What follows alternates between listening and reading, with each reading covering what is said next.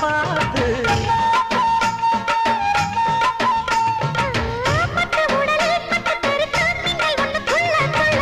வெக்கம் துடிக்க விளக்கணைக்க ஜன்னல் கண்ணை மூடிக்கொள்ள 10 நாள் கழிச்சு தாண்டி கதவை திறக்கணும்.